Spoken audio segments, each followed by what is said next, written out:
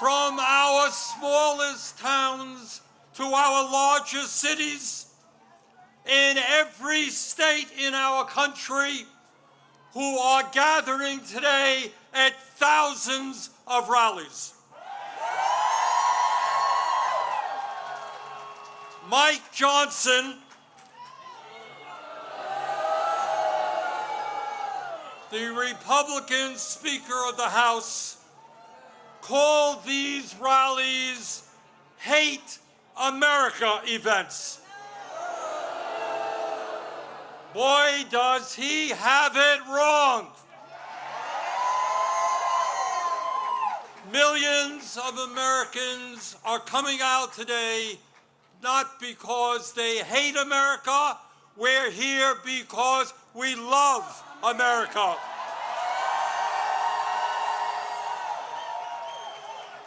We're here because we're going to do everything we can to honor the sacrifices of millions of men and women who, over the last 250 years, fought and sometimes died to defend our democracy and our freedoms. In 1776, with extraordinary courage, the founders of our country announced to the world that they would no longer be ruled by the King of England, a king who had absolute power over their lives. They demanded freedom. And to bring that about, they fought a bloody war against the British Empire and the most powerful military in the world.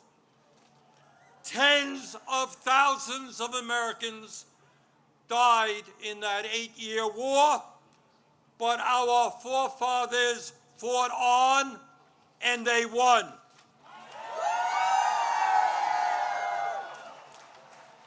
And in 1789, after winning that war, they did something extraordinary. They established the first democratic form of government in modern history. They said loudly and boldly to the entire world, no more kings. In America, they said, we the people will rule. And today,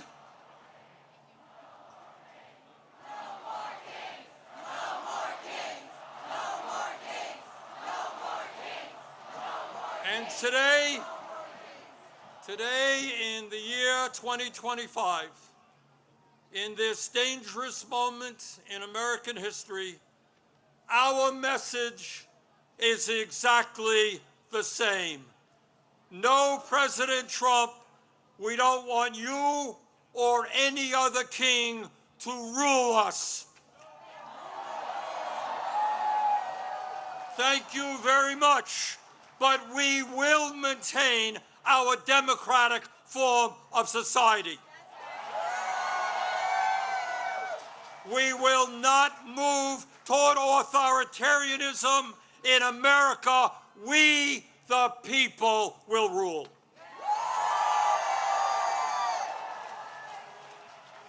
When he was sworn in as the nation's first president, George Washington called this attempt at self-government, quote, an experiment entrusted to the hands of the American people, end quote. My fellow Americans, in an unprecedented way, that experiment is now in danger. It is in danger when we have a president who wants more and more power in his own hands and in the hands of his fellow oligarchs. It is in danger when we have a president who claims that peaceful protests in Portland, Oregon, or Chicago, Illinois, is an insurrection and calls in the U.S. military, and then threatens to arrest the mayors and governors who resist them. It is in danger when we have masked agents working for ICE, breaking down doors, throwing people into vans without due process, and taking them to God knows where.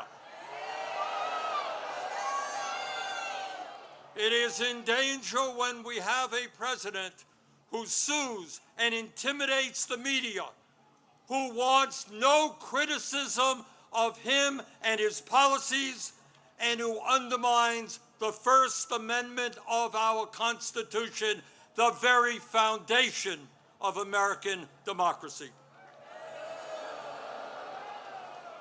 Our country is in danger when we have a president who threatens to arrest or imprison political opponents who stand against him, including the Attorney General of New York State, a sitting U.S. Senator, and the Governor of California. It is in danger when we have a president who undermines freedom of thought and dissent at our colleges and universities, and who attacks law firms that oppose him in court. It is in danger when we have a president who threatens to impeach judges who rule against him. It is in danger when we have a president who ignores Congress, refuses to spend money that Congress appropriates, and takes away money from states who voted against him. It is in danger when we have a president who demands that states redraw congressional maps to ensure that his chosen candidates win future elections. It is in danger when we have a president who illegally fires tens of thousands of federal employees right here in Washington, D.C. and throughout our country, and rips up union contracts that workers have fought for and won. It is in danger when we have a president who grossly violates the Constitution by accepting gifts from foreign leaders, including a $400 million plane from the royal family of Qatar, and then allows that family to build an Air Force facility in Idaho. Well, let us be clear. This moment is not just about one man's greed, one man's corruption, or one man's contempt for the Constitution. This is about a handful of the wealthiest people on earth who, in their insatiable greed, have hijacked our economy and our political system in order to enrich themselves at the expense of working families throughout this country. Yes, I am talking about Elon Musk, Jeff Bezos, Mark Zuckerberg, and the other multi-billionaires who were sitting right behind Trump when he was inaugurated. Remember that? The very same billionaires who funded his campaign, who have bestowed gifts upon him, and who have seen huge increases in their wealth and power since Trump took office. Yeah, yes, I am talking about the insanity of one person, Mr. Musk, owning more wealth than the bottom 52% of American households. I'm talking about the incredible injustice of the top 1% in America now owning more wealth than the bottom 93%. I'm talking about the richest people in America becoming much, much richer, while 60% of our people live paycheck to paycheck, struggling every day to pay their rent and mortgages, pay for child care and education, pay for their health care and prescription drugs, afford decent quality food for their kids, and maybe, just maybe, put aside a few bucks for their retirements. I am talking about our nation, the richest country in the history of the world, having the highest rate of childhood and senior poverty of almost any major country on earth. I am talking about our great nation having 85 million Americans uninsured or underinsured, and 800,000 people who are homeless, including people a few blocks from here. All the while Mr. Musk is on his way to becoming a trillionaire. I am talking about the incredible danger of the richest people in this country pouring hundreds of billions of dollars into artificial intelligence and robotics, which in the next decade will decimate tens of millions of jobs for the American working class. I'm talking about a billionaire class who believe that they have the divine right to rule, and who not only want massive tax breaks for themselves, but who reject any form of accountability or checks on their power. My fellow Americans, we rejected the divine right of kings in the 1770s. We will not accept the divine right of oligarchs today.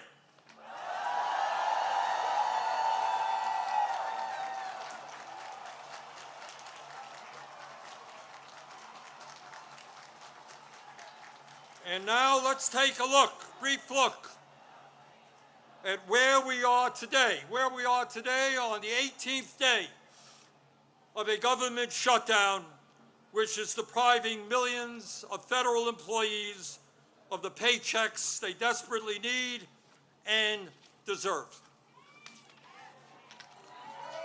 Let me cut to the chase and tell you exactly what this shutdown is all about.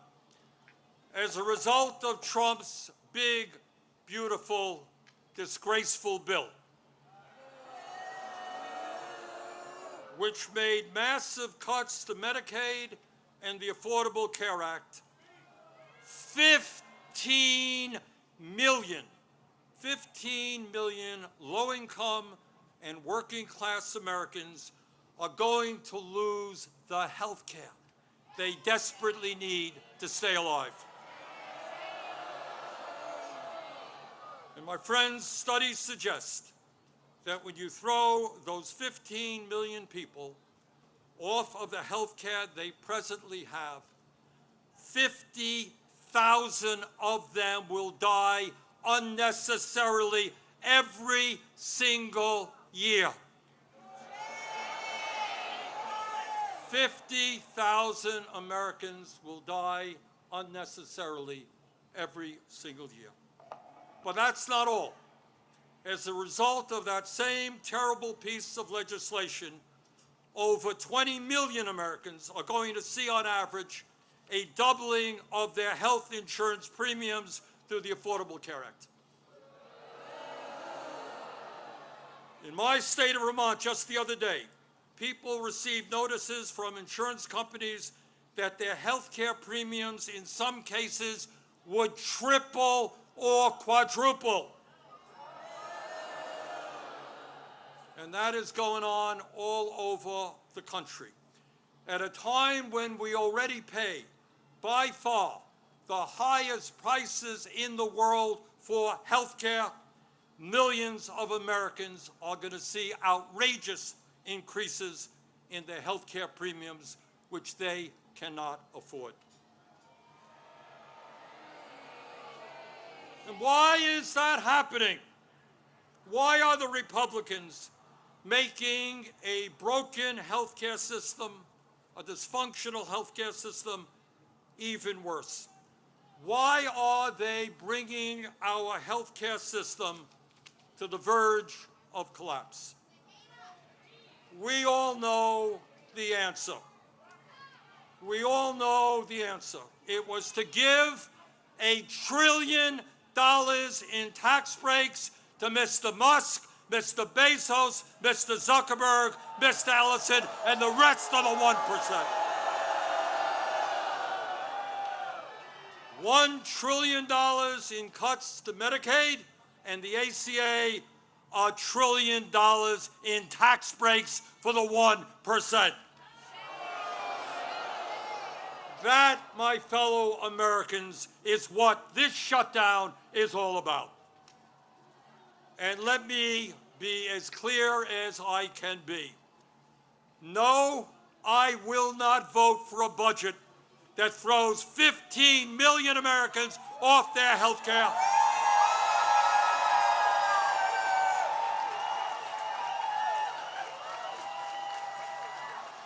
No, I will not vote for a budget that doubles premiums for 20 million Americans. No, I will not vote for a budget that forces nursing homes, rural hospitals, community health centers to lay off staff and close their doors throughout this country. All to give huge tax breaks to the billionaire class. So today, right now, I say to my Republican colleagues, come back from your month-long vacation.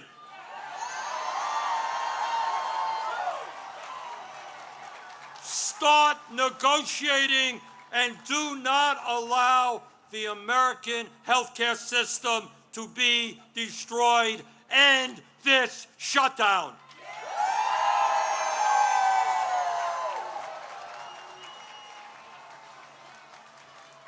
My fellow Americans, we are the greatest country in the history of the world. And when we stand together and don't allow demagogues to divide us up, there is nothing that we cannot accomplish. Yes, we can create a vibrant democracy by ending Citizens United and not allowing billionaires to buy elections. Yes, we can join the rest of the industrialized world and guarantee health care to every man, woman, and child as a human right. Yes, we can build millions of units of low-income and affordable housing and allow our younger generation to enjoy the American dream and own a home of their own. Yes, we can make public colleges and universities tuition-free and have the best child care and public school system in the entire world. Yes, we can expand Social Security so that every senior in our country can retire with dignity. Yes, we can raise the minimum wage to a living wage and guarantee every worker the right to join a union. Yes, we can lead the world in transforming our energy system away from fossil fuels and create millions of good jobs as we save the planet. Yes, we can guarantee that every woman in this country has the right to control her own body.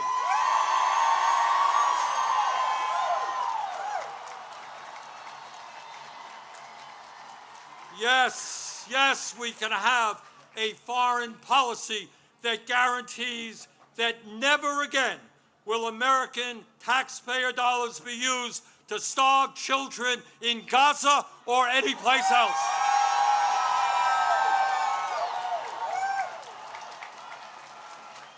And now let me raise a question that I have been asked over and over again. You know, Bernie, great ideas, but how are you going to pay for them? Great question. Thanks for asking. And here is the answer. At a time when the wealthiest people in America have never, ever had it so good, at a time when billionaires are paying an effective tax rate lower than a truck driver or a nurse, yes, the top 1% and large profitable corporations will pay their fair share in taxes.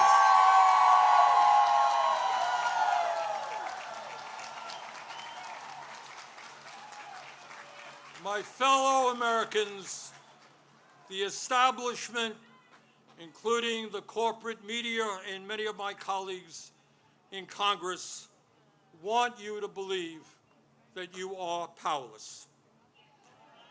They want you to believe that you cannot change the status quo. But that is a lie. Throughout the history of our country, when Americans have stood up and fought for justice, they have prevailed.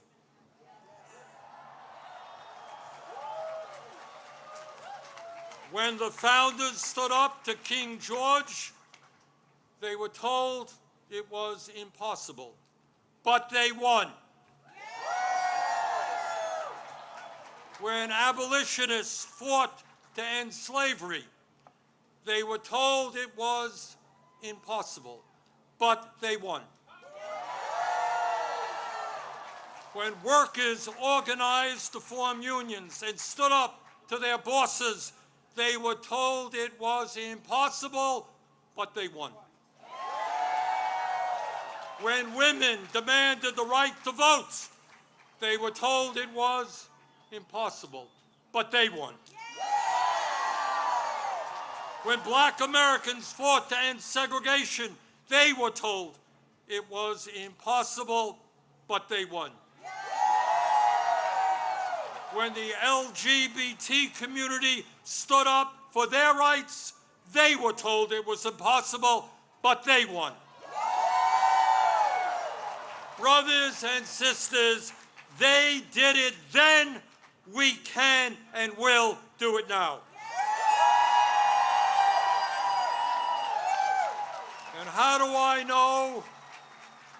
know that we will succeed? Take a look at this huge crowd right here in our nation's capital. But it is not just here, as I understand it. Today, October 18th, 2025, there are more people out on the streets in more communities all over our country than we have ever seen in American history.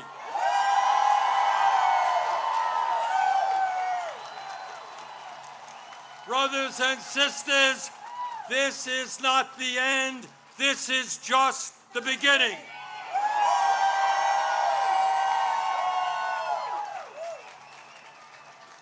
Together, when we stand united, when we don't allow Trump or anybody else to divide us up by the color of our skin or where we were born or our sexual orientation, when we stand together, we will create the kind of nation that you and I know we can become. We can and will create a nation devoted to freedom, justice, and democracy. Thank you all very much.